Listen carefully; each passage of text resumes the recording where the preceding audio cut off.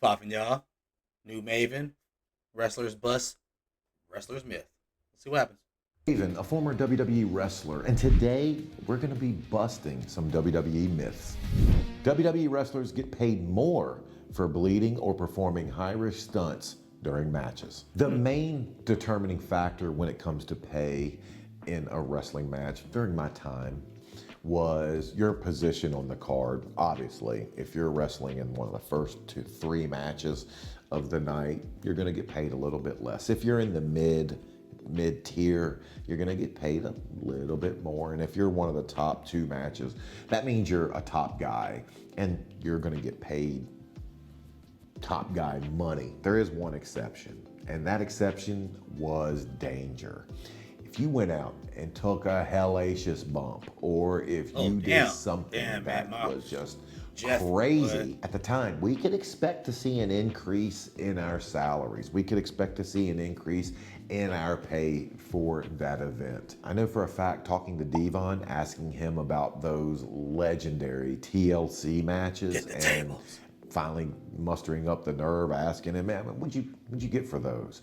And he told me the risk level with those matches, yeah, they made more, and rightfully so. For this myth, I have to admit, it is indeed true. You don't get paid more for bleeding, so for that reason, I'm gonna hold the false one back here. Not for bleeding. Now, hell, bleeding happens. It's part of the business.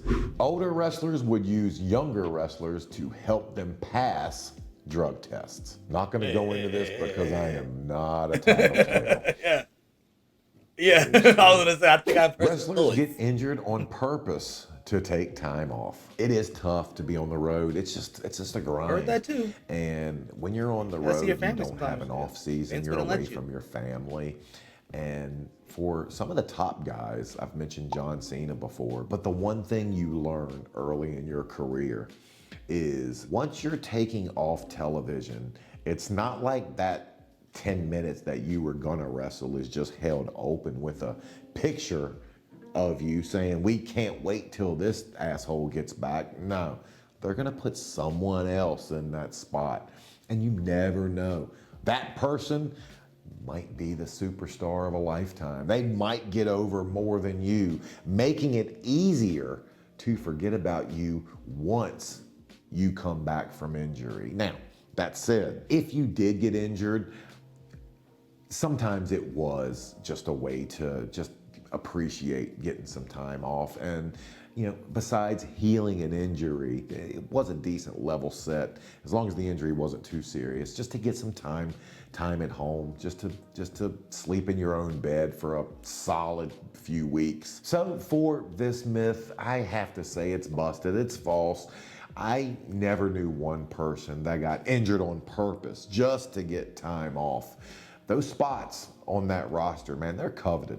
WWE shows are sometimes rewritten minutes before going live. Oh, that's true. Keep in mind, I was really never in production meetings, but I would see writers and everyone scrambling last minute. And there were times even I was handed different scripts, or, hey, Maven, we were gonna do this pre-tape. Nah, scratch that. We're gonna do it in the ring, or just cut it all together.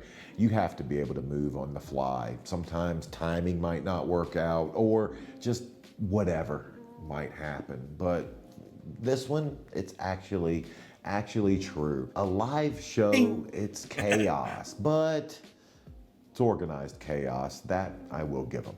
Your personal information is available online for anyone to see. I hate to say it, this one is definitely true. What do you mean, like Wikipedia? They're gonna collect and sell your private information. And once that information is sold, it can lead to spam, but it can also lead to worse, identity theft. And on a personal note, I'm actually going through that right now as we speak. But there is good news, and that is that data brokers are legally required to erase your information upon request. However, the process, it's both time consuming and extremely difficult. And that's where today's video sponsor, Incogni. This nigga, I thought Incogni will do all the work for you by contact. Nigga, I thought this nigga was telling the truth. I thought he meant in wrestling. He got me. Maven, piece of shit. Agree with.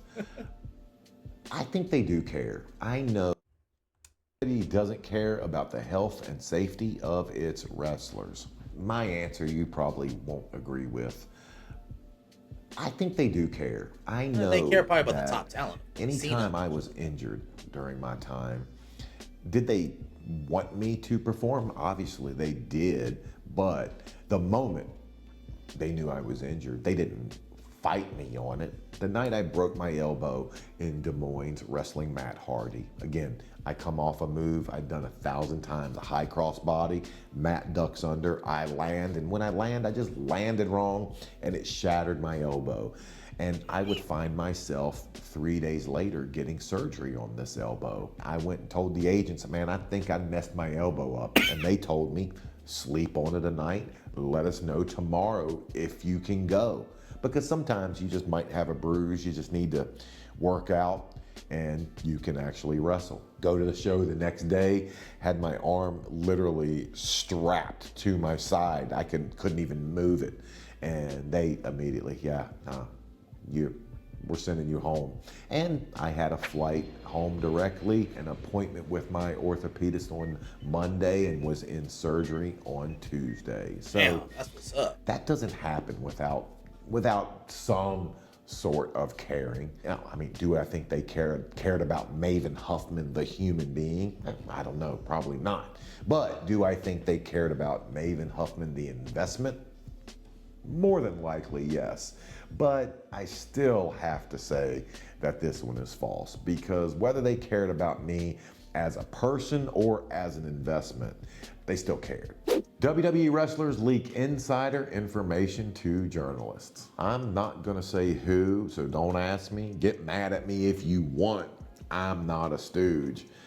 But guys like Dave Meltzer, guys who run the dirt sheets, they're not pulling this stuff out of their ass. They have guys on the inside. During my day, I knew a few guys who would talk to them. So for this one, that 1,000% true. Only wrestlers are allowed in the WWE locker room. During my time, it was just frowned upon having anyone in the locker room that wasn't one of the boys. I mean, the locker room is for the boys. Guys would feel comfortable with taking, their clothes, obviously off, hanging them up, taking expensive watches off. And there was many times I would just take my wallet out, put it right where I was changing, and not think a second about it, because I trusted everyone in that locker room. And the only way you can get trust is by not having tons of people in the locker room. That said, I mean, there was always, event staff or stadium staff roaming around, and no one was definitely watching the locker room. What I will say is there was nobody that had brought their buddies in, and took them back in the locker room. A few times I had some friends come to some shows, and even after the show, I would have them come meet me underneath the arena. I would tell the security guy there with me, let them jump the barricade, take them backstage, but I never would take them in the locker room. Place was just off limits. It was a sacred place. For that reason, I have to say, this one is definitely true. Although, there were times it occasionally would happen. So I'm gonna hold the false up down here. We wanted to strive for this, but occasionally we got that. Wrestlers' win-loss records affect their pay. This one always cracks me up. No. I've had fans ridiculous. come up to me before and tell me, I watched you wrestle. The match I watched, you lost. Like I give a shit. Anytime they say, I saw you lose, I correct them. No, you saw me get paid. And Al Snow had the best shirt. Pin me, pay me. And to have the hero, you have to have a villain. To have a good guy, you have to have a bad guy. And to have a winner, there must be a loser. And if the guys are both main event guys, there's no way that whoever wins is just gonna make more money than whoever loses. For that reason, this one is most definitely not true. Baby. This one is false. This myth is busted. WWE manipulates crowd noise. I'm gonna introduce you to a I've phrase, heard, especially during a Dominic, wrestling phrase, and that phrase allegedly Dominic is said no. canned heat.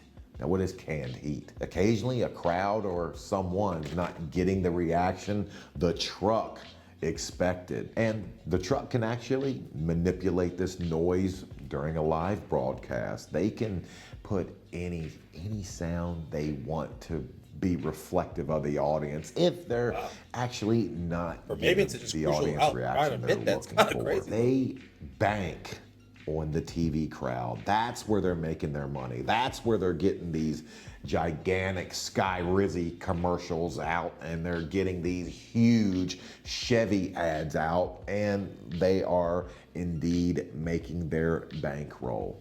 And for this, they're going to make sure that the show they want to portray is the show the TV audience gets. And one of the ways they do that is with canned heat. So for that reason, I have to say that's 1000% true. Wrestlers need permission from the WWE to get tattoos. During my time, you weren't getting a tattoo, unless your name was Randy Orton, and getting away with it. If anybody came and if there was any change to your overall look, you had to get it approved and okayed from the office. I went in with horrendous tattoos that product of stupid youth. And there were different tattoos that I wanted to get, ones I probably wish I didn't have now. However, I waited till I was out of that business to get what I wanted at the time. I wasn't gonna give them a reason to A, get mad at me, B, fire me, or C, take me off television. So that's an easy one, and for that reason, this one is definitely true. WWE has strict dietary regulations for all its wrestlers. I'm going to attack this myth by attacking two words: strict and regulations. WWE's never going to be with you in catering. I was like, they're never going to It's on send you if a you don't want to blow up to your home to put a eating regimen up. They're relying on you to be an adult. Know what's best for you. Know what your body can metabolize. Know what gives you the best opportunity to look your best when in the ring. You want to be in that top position. You want to be earning the highest checks that you possibly can. And a lot of times the way to do that is to just eat right. We're all not Shelton Benjamin, who can eat whatever the hell he wants and still look like $1 million. Some of us are mere mortals, and we had to place the strict regulations on ourselves. WWE wasn't putting us on it. We were doing it ourselves. So for this myth, I give it a false. WWE plants fake fans in the audience to start chants or reactions. I could be wrong here, but I can't ever remember them planting any fans in the audience. Yeah, I can't ever remember hearing that during this match, this chant will begin, or during this match, chants are organic. They're going to start cheering at this spot because, well, we have plants in the audience. Now, we did have several fans that were just at every show. We had one guy who was known as the super fan. I don't remember him starting cheers or being a plant. Occasionally he was used in the show, but to this day I don't know. I don't know if he was buying his ticket or if the WWE was planting him in that front row location. I do know he had damn good seats each and every show, and he was always there, and all the boys knew and kind of appreciated him. So for this one, and for the word plants, it's hard for me to say that this one is true. This myth is busted. it is false. Special WWE wrestlers get their own private locker room. I've heard the stories about guys, in WCW getting their own locker room, or I've heard the stories of guys requesting their own locker room. Can only talk about how it was when I was there, when Stone Cold was doing the gimmick where he was running the show and he had his own locker room. It makes no sense having Stone Cold have his own locker room for TV purposes and then go and change with the rest of the boys. Well, that's just dumb. That just makes no sense. So in that case, they might have their own locker room, but it's not because they requested it, it's because it was a necessity. So for that reason, I have to say this is a mixture of both. Yes, special wrestlers do get their own locker room, but it's false because special in the I'm special, I'm too good to dress with the peasants. No, that never happened. WWE wrestlers don't have any input on their character. There's a lot of times that the writers or the production staff might come to you with ideas or yeah, we hope you can do this. And you might say yes or no. And the flip side of that is sometimes you might know that you're good at something and be like, yo, let me put this in their ear. Hopefully lean them in my direction as to what I'm good at. And I've seen it work. I've seen people that go from a bad gimmick to finally finding what they're good at. And for that, I give you John Cena. Stephanie found out John was an amazing freestyle rapper. And once they found out that, and that was from John, John gave that input to them. And well, I would say it worked. And for that reason, I have to say, this one is 1000% false. Wrestlers probably don't have as much input as they would like on their character, but they do have input, definitely. WWE contracts include clauses prohibiting wrestlers from engaging in dangerous hobbies. I kind of feel like an idiot admitting this, but I'm going to be brutally honest, even if it makes me look bad. I don't know everything that was in my WWE contract. What I do know, however, is there was nobody that was going to get injured outside of the ring. And I'm not going to turn this wrestler in, but I do remember during my time someone getting injured while skiing. And this person sucked it up, waited to be actually at a show, and then put out that they were indeed injured. Why is that? During my time, don't know how it is nowadays, but during my time, the health insurance that we had only covered in-ring injuries. Now, what does that mean? If I broke my arm and needed surgery in the ring, which I did, which I got, which was covered 100% by the WWE, no problem.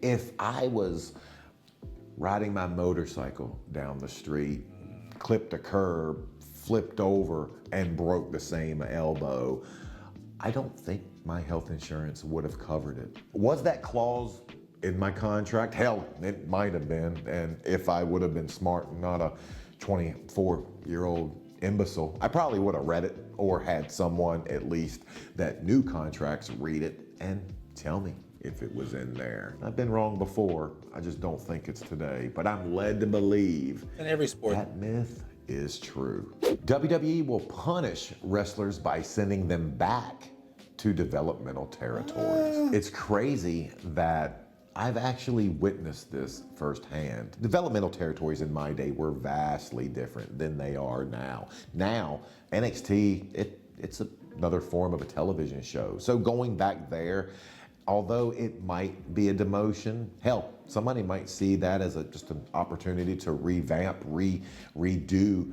their character and maybe start afresh.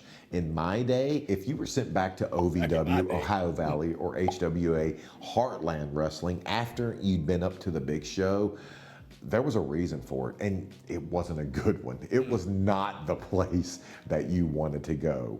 That said, there were times that you did go back to OVW. I remember I went back twice. Why do they send me back there twice? Well, one time I was coming off a broken leg. The second time I was coming off of a broken arm.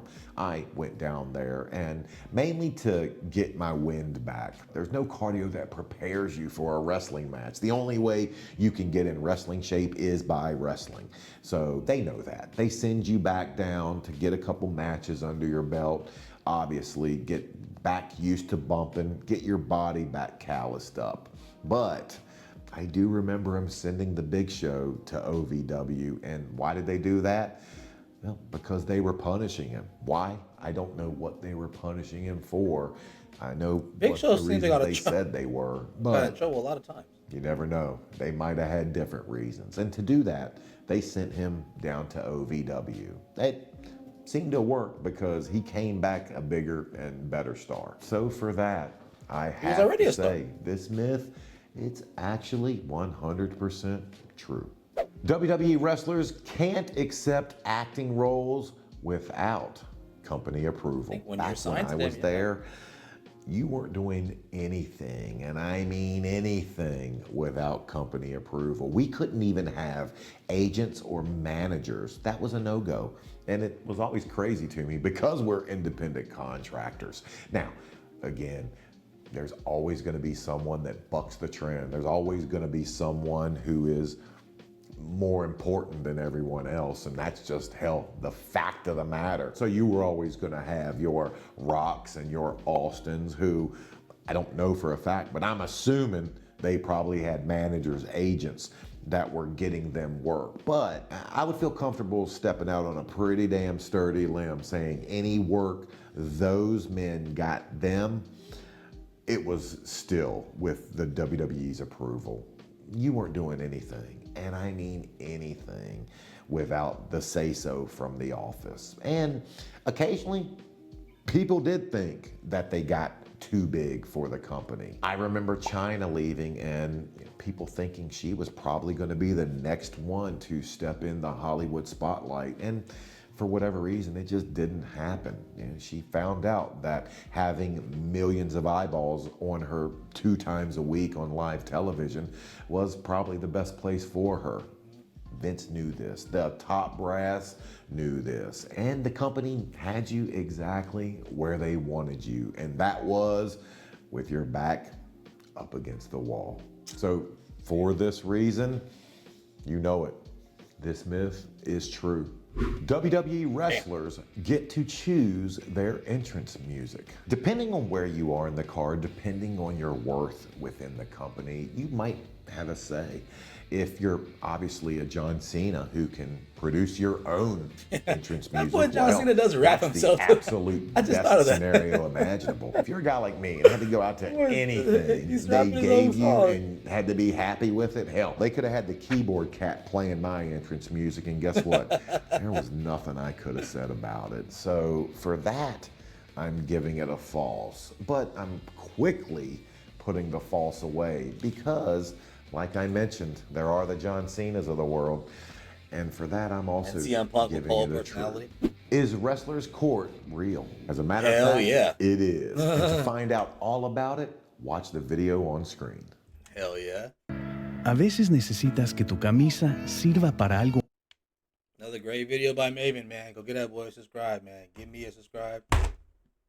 Excuse me. All right. Appreciate y'all. Peace.